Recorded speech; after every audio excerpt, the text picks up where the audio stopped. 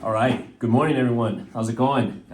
This is Lindsey, Larissa, and Derick, and we are here to share some good real estate content with you. We have been we've been with actually let's just go at it one at a time. My name is Lindsey Thomas. I'm with Coldwell Banker Legacy, and then I'll let. And I'm Larissa Elred Martinez, also with Coldwell Banker Legacy. And Derick Romero, also with Coldwell Banker. All right, and what we wanted to do was share some good information with you. We get together on a regular basis and talk about challenges that we are seeing in the real estate marketplace, things that are going on, questions that people have, and different situations. And what we do is we like to talk about it and navigate through it and see if we can help other real estate brokers, help them in their practice, also help buyers and sellers in getting their property sold or in finding the right home. So we hope you find this content valuable, and we're going to go through and talk about a few things that we are seeing in the marketplace. And we like I said, I hope this is helpful. Okay. Yeah, and I think too, like right now, looking at all sides, we see certain things like days on market are longer. People want to know, is it a buyer's market or seller's market? Well, it depends. We still have low inventory as well, which would make it a seller's market. However, buyers are holding back. Therefore, there aren't crazy multiple offers. If something is priced right with all the amenities, they might get 2 offers. Nothing extreme, and those offers might be at list price. Now, if you're a buyer waiting, you probably want to get your home now. What are other things we've talked about? Go ahead. Well, I think it'd be first and foremost to bring up where we at and where does the market stand right now. Mm-hmm. So just those of you that don't know, right now we're sitting around 2,600 houses available for the Albuquerque Metro. Prior to COVID, there used to be 5,000 to 6,000 houses available at any given time. Yeah. So that kind of just shows you our supply and demand where we're at this point. Yeah, it's an interesting market that we have right now, and something that we talk about often is there's a segment of homes that hit the market and get an offer or multiple offers right away. They it could be the first weekend, could be the first week.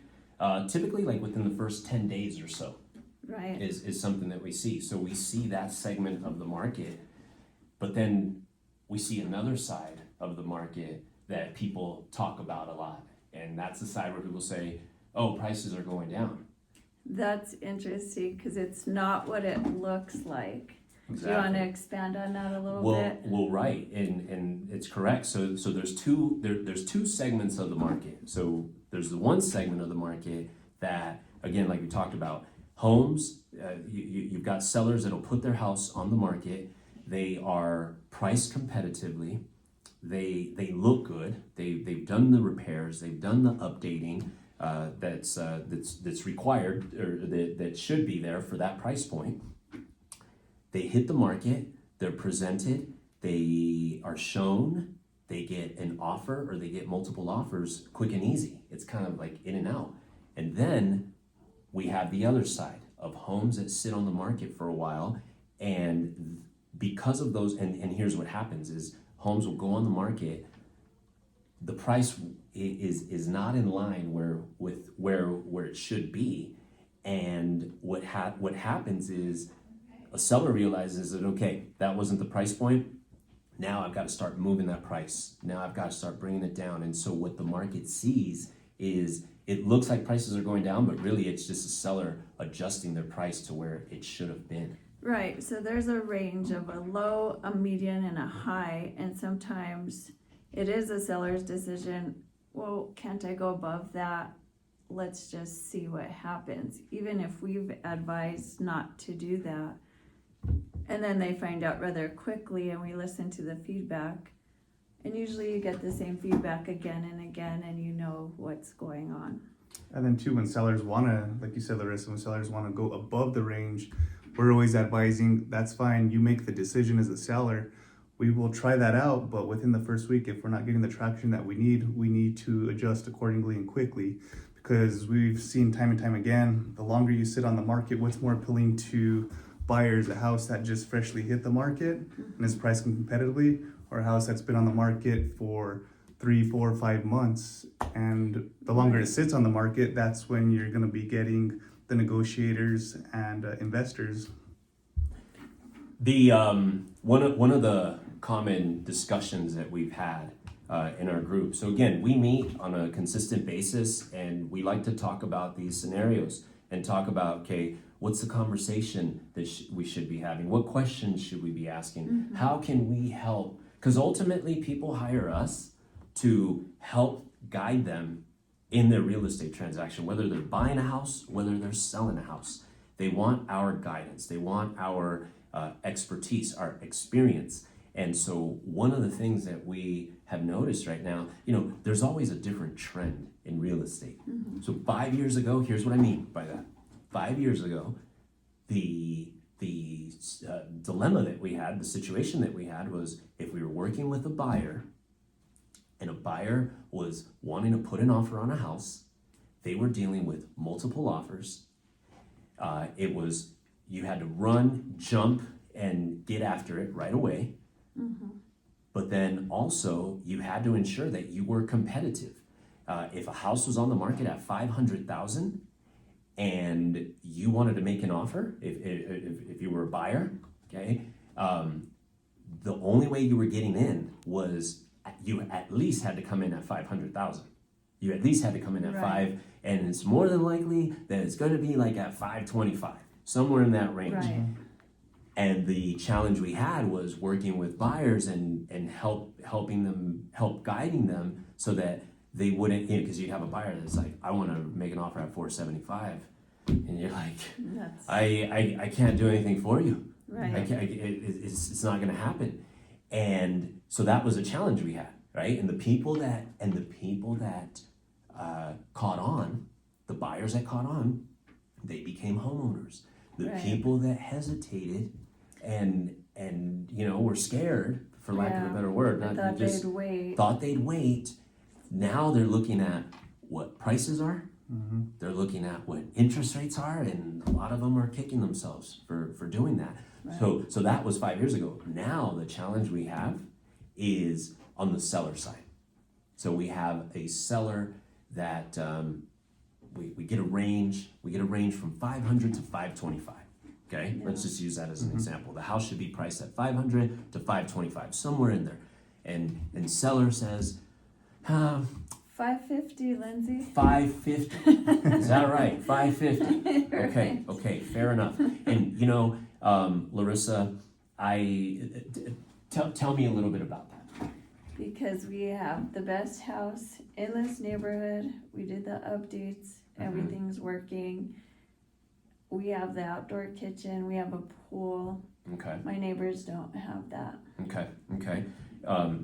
You bring up some good points, right? Some great selling points, great features and amenities that your property has. I wanted to share something with you, if I could. Sure. And this is regarding developing a pricing strategy. Okay. When we're looking at developing a pricing strategy, we're looking at managing two risks. Okay. And here are those two risks. One, the risk of leaving money on the table, right? You want to ensure that you don't leave money on the table, or you don't feel like you left money on the table, okay? And then the other risk is the fear, the concern that your house may not sell. It might just sit there, okay? So when you look at both of those risks, what concerns you the most? What makes you more anxious? So depending on that question, that's two different ways we're going here. There are two different ways. When and people are more afraid of not selling because they got to be somewhere, they're pricing in the range. That's easy. And here's something. But here's my answer, Lindsey. I'm afraid of leaving money on the table. Fantastic. And that is understandable, right? No one wants to leave money on the table. Let me add to that. Here's something that we have learned from the last few years in our market, in our current market. is buyers are willing to pay at, maybe sometimes above list price, but pretty close to list price or maybe even above, if, for a home, if they feel that there is a risk, a possibility that they could lose it. Right. Meaning that if the price is competitive enough, and buyers know, buyers are well aware, they're well versed, they know what the price should be and what it shouldn't be. And buyers, and so what we learned is buyers are willing to make that offer, right? If that is the case. Right. Now, the question is, do you think that at 550, it's going to create that fear of loss?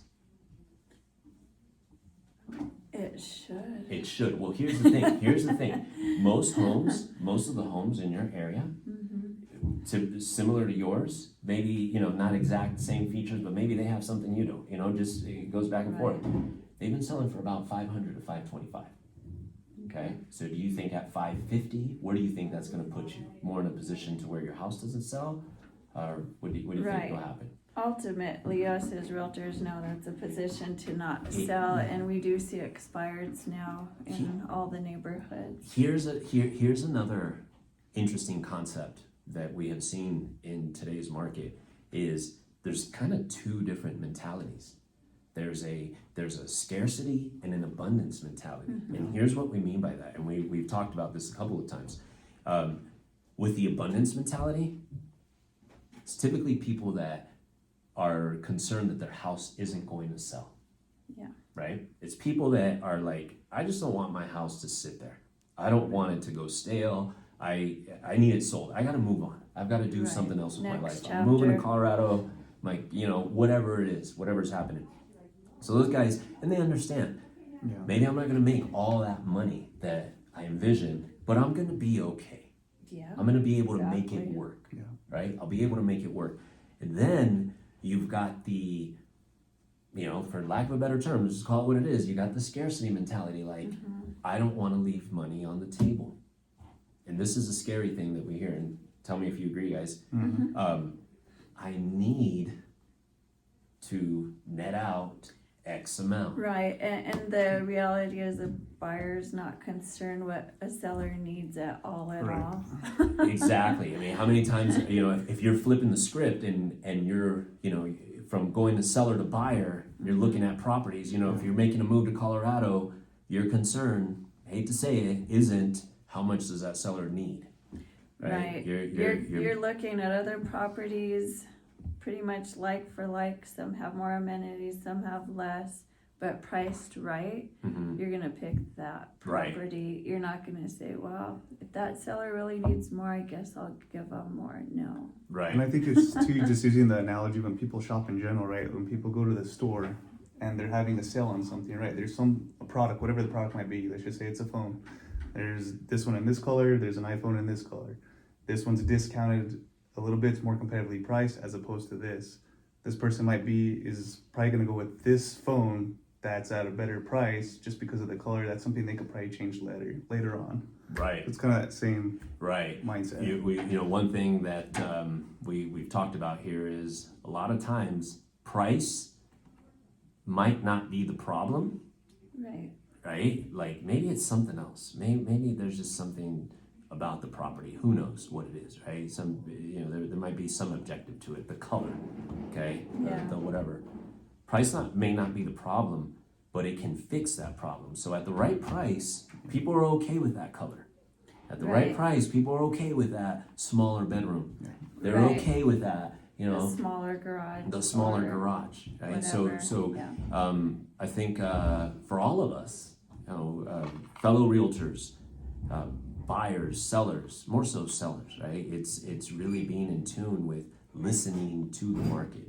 Right. Listening to the market. They will speak. They'll let you know what they think. They will speak. If you're not getting any showings at all, there's a problem. You've not matched to what the market will do. If you're getting showings and no offers, you didn't quite make the mark because they made a different decision. Otherwise, you're getting offers right away.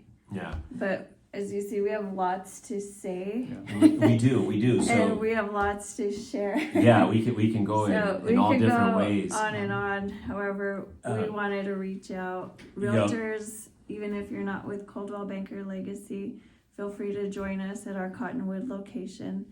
In the mornings at 9, we start off our day looking at the market and what's going on. Our paperwork changes, our market changes, issues that come up with buyers or sellers change. We're talking about all of it. Yeah. Buyers, sellers, if you have a question, shoot it out to us. We're happy to expand on any of this, but more to come. Yeah, absolutely. And we wanted to bring this to you guys. We feel like it's valuable information on whatever side you're on. If you're involved in a real estate transaction right now, whether you're a realtor, whether you're a buyer, whether you're a seller, whether you're contemplating it, anything of that sort, we want to be a valuable resource to you. You know, Right. you might have other favorites, and that's okay. But if you feel that we have some good content and it's helpful and it can help you have a good conversation, that's what we want to do. Again, I'm Lindsey Thomas with Coldwell Banker Legacy. I've been here 13 years at Coldwell Banker Legacy. I've been in the greater Albuquerque area, or in Albuquerque, since 1998. So I've been here for a minute. Shout out to everyone that I've had a chance to help and work with. Appreciate you. Appreciate my clients. A lot of my clients, not only do we get a chance to work together, but they become my friends. So it's a beautiful thing that we have going here. And with a great company, have great resources, like Larissa said. If you guys are interested in finding out more about Coldwell Banker Legacy, reach out. And we're happy to share. We're happy to share. If you're a buyer or a seller in this marketplace, if you know me, reach out to me. If you know Larissa, reach out to Larissa. If you know Derick, reach out to Derick. All right. We are happy to help, and this is what we do. We're full time on it, and we start early, and we want to bring this good content to you. So thank you. All right, thanks guys. We'll see you on the next one. Cool.